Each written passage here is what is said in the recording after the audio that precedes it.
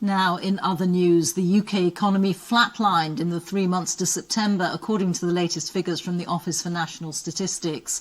Interest rate rises have hit all areas of the economy, especially new house building and consumer spending.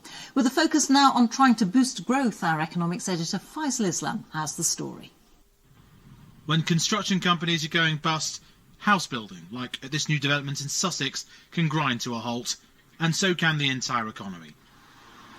5 minutes away at the Lancing Industrial Park, the effects of fewer new houses has a knock-on impact at the factory for newly built kitchens. We're currently tracking at around 30% down as a general market around house build new sites, and that in turn of course is impacting our business heavily. So certainly for us as a business it is a growth problem, not an inflation problem.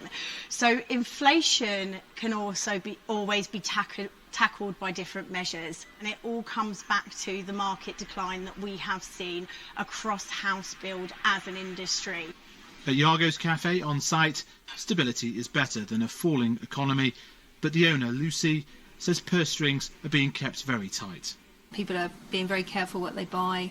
They don't have lunch every day necessarily now. So you stopped eating breakfast and you stopped having lunch every day? Oh, yeah. Sometimes people don't come in for a couple of days, whereas you'd see the same person every day. Yeah. I think people are being very careful with their money.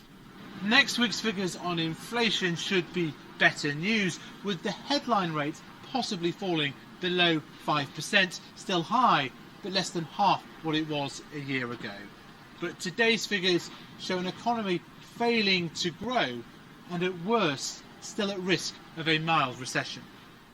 Morning team, how are we? Hi Faisal, nice to see you. You well? Yes. Good. As he finalises his autumn budget, the Chancellor is pinning the subdued economy mainly on interest rate rises. It is of course the case that while you are bearing down on inflation, interest rates are higher. That will have an impact on growth. Despite that, the British economy has performed far better than many people predicted. But what we now want to see is really healthy, strong growth, and that's what you'll be hearing from me about. Lots of things that we can do to unlock that growth going forward. One thing people would talk to directly is the idea that if you cut taxes, you can help boost growth. My priority is growth, so cutting business taxes is the thing that's most important at this stage. When it comes to personal taxes, there are no shortcuts. But the opposition says that stagnation is now a new normal. There's got to be a plan for growth in that autumn statement. Over the last 13 years, the UK economy has drifted along with barely any growth at all. And as a result of that, working people have got less money. Back at the industrial estate, sausage makers have a sense of the entrails of the economy. Trying to keep a positive attitude. You can't give up and go home. You just have to find a new way. Recession avoided for now, but firm recovery remains elusive.